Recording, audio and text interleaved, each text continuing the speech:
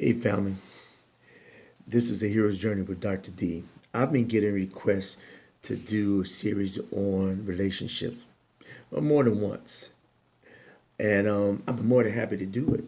And so this video series, and this is the first part of a series, I'm going to be talking about communication, effective communication to be exact. Effective communication is the key to a good relationship. Now, let's go into this. I believe a relationship is like going to war. But when you go to war, you don't really want to get blown up. Even though that's part of it. But you want to be victorious. You want to be able to navigate through the landmines and win something for your country. You want to be able to have medals of honor, and go home with a victory parade that you have overcome. But unfortunately, that doesn't always happen. What I'm trying to say is that when you go into a relationship, you have landmines. Landmines, which are synonymous to conflict. And you can avoid the conflicts if you learn how to effectively communicate. Because nobody wants to go into war or go into a relationship, and the first week you lose your leg, and then the second week you lose your arm, and heaven forbid you lose your life. I mean that it becomes irreparable because you just walk into every landmine because you do not know how to effectively communicate. And some people go around saying, well, I told them how I felt, but how did you say it? Is some research been done in 1971, more so pertaining to emotions and feelings than presentation speaking about communication, saying that speaking, your words is just 7%. 7%, 93% is body language. 93% of communication is body language and tone. Are you even aware of how you're speaking to someone? What you're saying to someone? How you look at someone? You're happy, but you're never smiling. And some people are not aware. Not aware at all. So what I'm going to go over, I got 4 things. Skillful ways of communicating effectively. One way is you skillfully express yourself with ability to express your needs, values, and opinions. Skillful expression is the ability to express your needs, your values, your opinions in a clean and direct way. In other words, you say what you mean what you say. Just don't be mean saying it. Secondly, you skillfully listen. I mean, you have the ability to listen to the individual with the sole understanding that you're listening, you're present at that moment. You're present.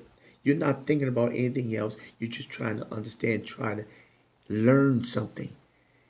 I honestly believe that if you go in any relationship, any conversation, just go in there with the earnest desire to learn, because you can learn something for every conversation, even if it's your children, if you're just willing to listen. Listen even when it's something that you don't like, and even if it's something you don't agree with. Thirdly, creative problem solving. And this only begins after you have skillfully expressed yourselves and skillfully listen to the other individual. Listen to the issues. Put it all on the table. You laid it all out. And you got to be honest with each other. But first you have to skillfully listen, and you have to express what's on your mind. See, people try to avoid conflict But the thing about relationships, conflicts are inevitable. The problem is when two people do not know how to resolve the differences, because each unresolved conflict is significant. The significance becomes bricks, and too many bricks become a brick wall. It's easier to move a brick than it is to move a brick wall. So the goal is move the bricks and don't build a wall. Because you have a wall, you have a barrier. You have a barrier, it's kind of difficult to get through that barrier. So some people just go the other way. And the fourth thing is that you're responsible to follow through. Because why do all this work and you refuse to follow through? I mean, we both know what to do. We agreed to do some things. And we negotiated a solution. But it'd be meaningful if you don't follow through. So let's go over it. Fun. One thing, skillful expression. Two, skillfully listening. Three, creative problem solving. Four, and responsible to follow through. These four things are a stepping stone to handling conflict. But with everything, there's patience and there's a process. You may not be instantaneous with it, but if you work through it, you'll get through it. But the thing is, how much do you want to get through? And that's all on you. And if you're not listening to each other, if you're not following through and listening to what each other is saying, then you have to evaluate yourself and say, what are we really doing? And then maybe you need to go to an unbiased person and have somebody sit across the table. And because obviously you and your person is not working nothing out, so maybe you need to go to a professional.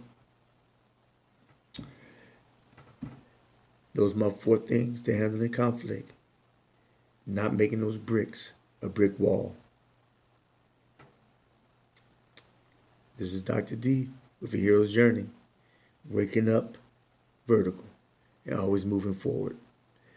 Now, don't forget to click like, subscribe, and I may have some links, some different opportunities that you can click on right below.